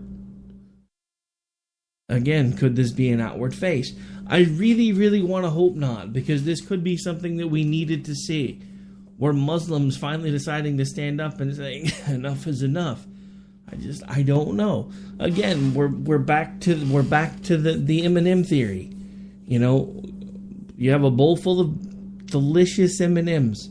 Some of them are chocolate, some of them are chocolate with peanut, some of them are poison, but you don't know which ones they are. Do you reach in, grab a handful, and try your luck, or do you go to the store and buy more M&Ms? I'm a fat kid, so I gotta say I'd have to think really long and hard about it, but I'm pretty sure I'd go to the store and buy some other M&Ms. Only because, you know, you kinda have to. But what do I know? But that's kind of where we are. We can take this at face value, we can call it a victory and hope for the best, because it actually looks like it might have been one. We might be finally starting to get through to folks. Speaking of finally getting through to folks, the British stiff upper lip seems to be wavering a bit. The Prime Minister of Great Britain basically just said that at this point, to keep Great Britain safe, whatever laws we have to change to make sure that people can remain safe in this country are what we are going to do, even involving human rights. And of course, the left had a meltdown. Look, I get it. I don't ever want to see human rights suspended. But what do you do when you know you've lost your country? Because that is what Great Britain is facing right now. It is easy for us to sit over here after a handful of attacks and being basically distantly related to it at this point, because we're smart enough to try to keep the fighting over there for the most part, except for you bleeding heart liberals that want them to come over here. And we'll talk about that in a second too, about why it's such a bad idea that we keep wanting to take all these people in. But let's focus on this for a second. So the left is having a cow over what the Prime Minister of Britain said. I believe it was today. It was either today or yesterday. Again, I don't have the tweet in front of me, where they said that even if it meant that they were going to be changing some of the laws around human rights, they would do so to make sure that Britain remains safe. And I don't want to I don't want to ever see that happen. But I'm hoping that we never get to where they are, so that it doesn't have to happen. The simple fact of the matter is they're having to make really hard choices now, because they have been attacked multiple times in the last few weeks. And this isn't the first time. And it's because they've made bad choices and bad decisions. Look, you can say whatever you want about me. I don't care. The simple fact of the matter is, until we know that the people that are coming over here that are of the Muslim faith actually want to assimilate, want to become Americans, then and only then will I trust them. And even then, I'm still not sure I will. But, what are you supposed to do when you know for a fact these people, some of them want to kill you? We now have a group with ties to Muslim terror organizations roaming the capitals in the state of Oklahoma and the other 50 states of the Union. It's called CARE, the Council for American Islamic Relations. And we know for a fact that they're tied to Hamas. And it's terrible. And it's a front group. It's basically a group that goes in, smooths things over, guilts people into making them understand that, not all Muslims are evil. But you ask them if they believe in Sharia, and they'll tell you, yes. But not here, because it wouldn't fit here. But yes, I believe in Sharia, but it wouldn't fit here. What they're not telling you is there's a yet at the end of that sentence. It wouldn't fit here yet, because our Constitution and Sharia are not compatible. But we're going to talk about a little bit more about this, because one of these other unknown little tenets of Islam, when we come back, we got to take another really quick break.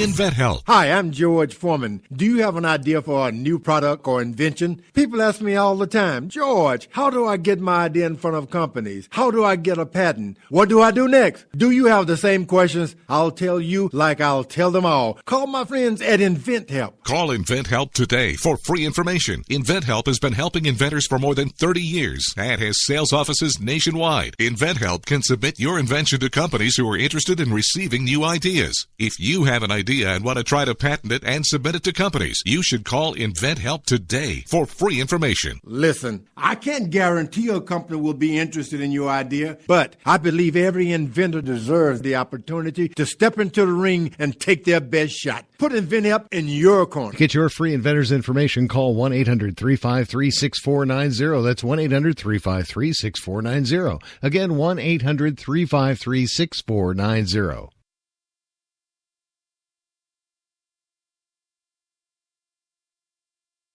Hey, this is John Preston, Marine combat veteran and Pacific Records recording artist.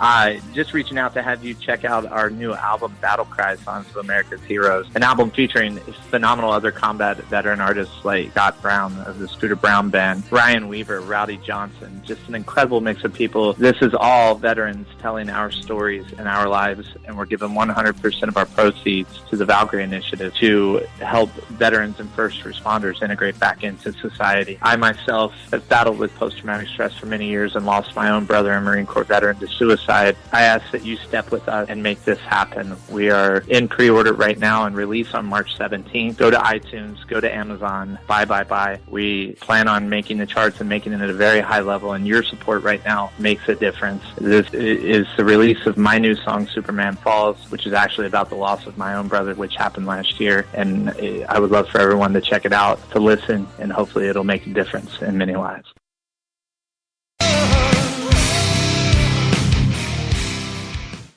All right, so we are rounding the corner towards the end of the show, but we're going to talk about one other nice little interesting tidbit from Islam. Because there have been a lot of Muslim clerics over the years that have given speeches and great talks about how Muslims should go forth and colonize. Now, notice I said colonize. There is a big difference between what Muslims are called to do and what we think they are doing. We think they're coming over here because they want a better life. They want the American dream. Just like, give us you're tired, you're poor, you're huddled masses yearning to be free. We assume, because it's how it's always worked before, that the people coming over here have wanted to do so because they want freedom. Because they yearn to be able to make their own choices and their own decisions. And maybe a small portion of them actually do want those things. But I will tell you that most of them do not. And I will tell you why most of them do not. Because they have been commanded by their clerics to go forth and colonize. They are colonizing for a very specific reason. Look at what happened in Europe when they started coming over. Did they start attacking right away, really? Was it like it is now? There were incidences. There were. But they're not like they are now. There weren't, from day one, no-go zones in areas that people couldn't go into in Great Britain and Europe, but there are now, because they've gone over there, they've colonized, they've built up their numbers, and now they have the ability to take out the country from the inside. That is what they have been trained to do. It is what they have been raised to do. And we're watching it in front of our very eyes, and yet we still don't seem to want to call it what it is. They are not immigrating, they are invading. If we do not hold the line, they're going to do it here. Maybe not today, maybe not tomorrow, but they are going to do it here. And there's nothing that anyone, and I mean anyone, will be able to do to stop them, because they are going to do it here. We know it, they know it, but the left doesn't want to admit it. Because if we just love them enough, they will understand. If we hug them enough, they will understand. if we show them enough compassion, Rick, they will understand. They have to understand that we in America, we do not hate the Muslims, Rick. We want to love them and hug them and squeeze them and call them George because we want them here. We need them here because they make us feel better about ourselves. That's what it comes down to. We are a society that is currently trying to assuage our guilt over things that we think we have done wrong in our past. And maybe we have. As someone who looks white but has Native American ancestry, I can tell you that there are things that have happened in this country that I'm not proud of. But I am still proud of this country as a whole because of the things that we have accomplished. We are talking about this stuff today on the anniversary of one of the biggest turning points in our history. The day that the war changed. This was the turning point. This was the pivot to victory. And yet now we are watching another struggle on a world scale, and nobody's willing to fight it. We're watching another group coming to power, doing everything that they can to take over every square inch of land that they can find because they have to. Because it's the only way to bring about their caliphate. We use that word a lot. I don't think we know what it means. Sorry, I'm flashing to the Princess Bride now. You keep using this word. I do not think you know. I do not think this word means what you think it means. Anyway, sorry. It's like one of my favorite GIFs on Twitter, so sue me. And actually, I don't, because, everybody's always told me that it should be pronounced GIF. I guess the creator of the GIF actually came out and said it should be pronounced as GIF. Sorry, brother. I know you made it, but I've always called it GIF. I will continue to call it GIF. And I really don't care if that upsets you or not. I'm just being honest. So what have we talked about tonight, just to start recapping? Just in case we've had some latecomers to the show. And I know a lot of you listen on podcasts, so I know some of you skip around and get the juicy bits and come back and listen to the rest later. So let's recap for those late to class, so to speak. We've been talking about mosques and how when you and I think about mosques, we think of things like churches or synagogues. And on the face of it, that's what they are. But they have this whole other sinister level where they are meeting places to train folks in jihad. They are storage places for supplies for folks that are traveling to places to get to places to do jihad. They are also an embassy for Islam because under Sharia law, where a mosque stands for 3 miles, I think their actual language for it used to be anywhere that the shadow of the mosque could fall was considered Islamic property. Now, I'm completely pulling that out of the air, but I'm pretty sure it was in there somewhere. And it's kind of over time just become kind of a 3-mile rule, where for 3 miles around a mosque, for as far as the eye could see, in that 3-mile range, that was property of Islam. Property of the mosque. Didn't matter if your house was there, didn't matter if your crops were there, doesn't matter. That property now belongs to Islam. Period. End of sentence, end of discussion. We're also talking about the fact that we have all of this appeasement going on from the left. And all of these people wringing their hands. We need to love them. The golden rule applies to them too. No, actually it doesn't, because they don't even know what that is. They have no concept of it. They view it as weakness. They come at everything from a position of strength. Let me give you a case in point. One of Muhammad's early teachings about making a peace treaty was you only make a peace treaty if you're too weak to win. You sign for peace with your enemy when you are too weak to win, and then you build up your numbers, and you come back and you break the treaty when you know you can win. But if you already have the numbers, then you slaughter them and you move on. That was a direct teaching of Muhammad. You only offer peace when you're in a position of weakness, until you can gain the upper hand, and then you do whatever it is that you need to do. These are the people that we're fighting. This is what you need to understand. From a Muslim perspective, Muhammad was the perfect example of a Muslim. He lied. He stole. He broke treaties. But he's the perfect example of a Muslim, because everything that he did to bring about the Islamic Caliphate. And that is what we are dealing with, is people that are patterning their lives after Muhammad. So yes, they will come at you with outstretched hands when they do not have a position of strength. You're seeing it now in Europe, in London, in Germany, in all of these places in Europe. You're seeing all of these attacks now because they are starting to get a position of strength. And they're following the teaching of Muhammad. You do not immigrate to a country, you colonize a country. You do not assimilate because you are apart from this country. You will one day rule this country. That is their mindset.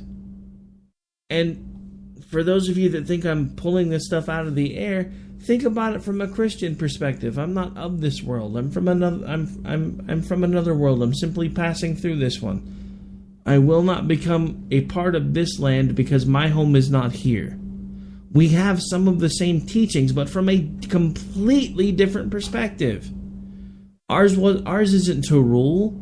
Ours is to make sure that we don't get bogged down in the day-to-day mundane BS and the drama and the lust and the greed and the stealing and all of the other things. We were to keep ourselves separate, not to rule, but because our home is on the other side of this brief journey. They don't see it that way. They never have. All right, so we've got one last break we got to sneak in. We'll be back in about 3 minutes. Don't go away.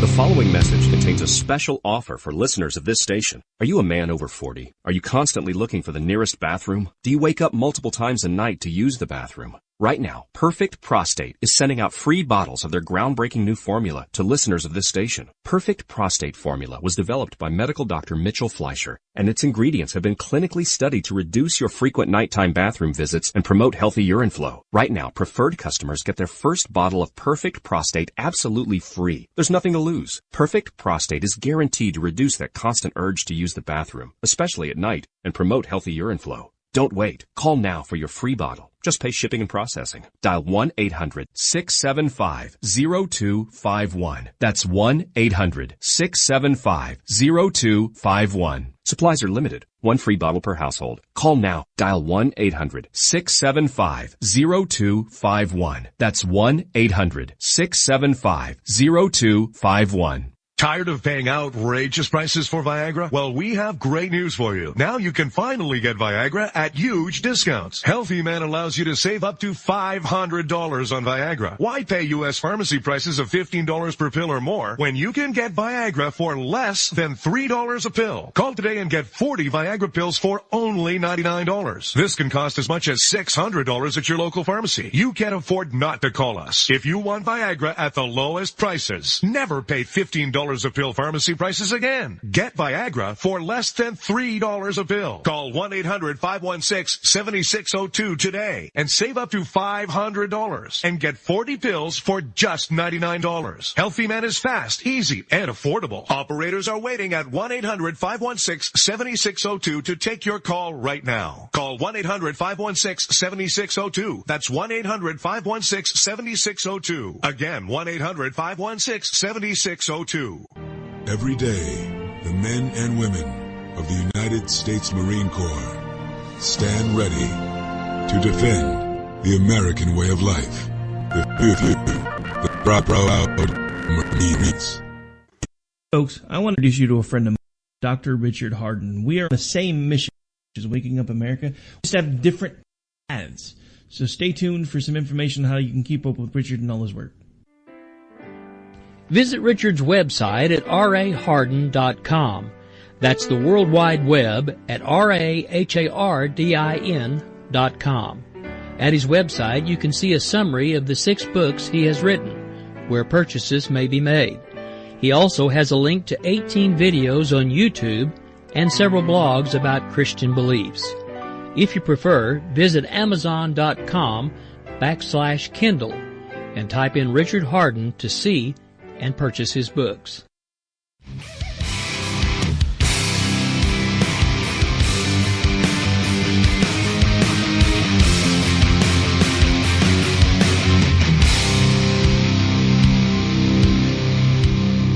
Alright, I just realized I didn't do this yet, so I need to really start remembering to do this at the beginning of the show. If you like following along with the show here, there are several ways you can do that. Anytime we're live, you can go to klrnradio.com, click on the chat room section. You can usually find me hanging out in there. Our live shows are really, really late. We air all over the place, so it gets confusing for some folks, so I'm going to run down the schedule one more time.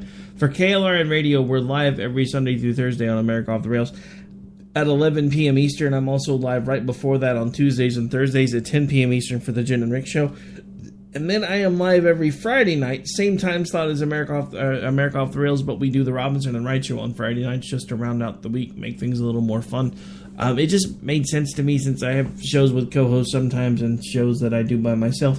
I wanted them to be separate, even though it is just me talking with other folks. I know some folks just kind of, well, this time we have a co-host, other times we don't. To me, I wanted them to be separate because it just makes things easier for marketing purposes. Also, if you can't listen to us live, you can find podcast versions all over the place. You can find us on iHeartRadio, Stitcher, SoundCloud, FM Player, Google Play Music, Blueberry, Pocket Cast, iTunes.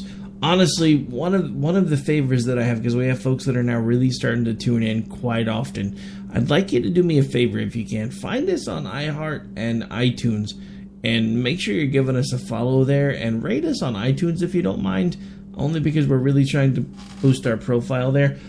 Also, as far as other places where we are broadcast, where it's not technically a podcast, that happens on AMFM247.com every Monday, Wednesday, and Friday. It happens on Red Nation Rising Radio, the Liberty Channel, every Monday through Friday, and that is at 6 a.m. Eastern. Lanterns Radio Network is Monday through Friday at 8 a.m. Eastern. Then, of course, CRNTalk.com, one of our biggest affiliates and networks. We're currently on there every Saturday and Sunday at 10 p.m. Eastern, 7 Pacific. Now, 10 Eastern, 7 Pacific. Okay, sorry. I'm Central Time, so trying to get used to all these different time zones where things are all the time sometimes gets a little confusing. Now, I want to bring this up on the way out the door. We have been given a heck of an opportunity through CRN. So if you are looking to get your advertising out there and get more bang for the buck, they are offering to put sponsors that sign through us, and yes, you have to be a sponsor, not just an advertiser. They have offered to put our sponsors on everywhere they run. That puts you into 11 million homes through their cable providers. It puts you into 200 terrestrial markets, all for one monthly rate, and you'll get multiple runs. If you are interested in finding out more about that, you can hit me up at rick@klrnradio.com, and I'll get you in touch with the folks that are actually handling that side of things for us so that we can start working on getting that situated. Again, I mean, we are talking a lot of advertising bang for your buck. If you don't believe me, go check out crntalk.com. They're a really great outfit to be with, and we're doing everything we can to not only remain over there, but continue to expand, because the show's footprint will expand over there as we get more and more sponsors and advertisers. So right now we're looking to fill some sponsor spots. When we get those filled in, we'll start talking with folks that just want to do advertising packages. But if you're really wanting to start getting yourself out there, and you have either a local business that you know folks will travel to come see you, if you have like a hotel or a restaurant or something and you want to get the word out about yourself nationally, this is the time to do it. We're almost giving the time away when it breaks down for how much you're actually going to be paying per run. So this is the time to do it. All right, on that note, folks, we are just about out of time. I just want to thank everybody for tuning in. One of the episodes from last week is now up over 1,000 plays, so I want to thank everybody who's gone back and listened to that one, whether it was live, podcast, Memorex, whatever the case may be. It's amazing to me that so many of you are still tuning in on a regular basis. We have some shows that really, really take off and others that are just kind of meh. Eventually, we'll figure it out and we'll bring you all the stuff that you like all the time, so everybody will tune in. But we're still finding our feet here, so to speak.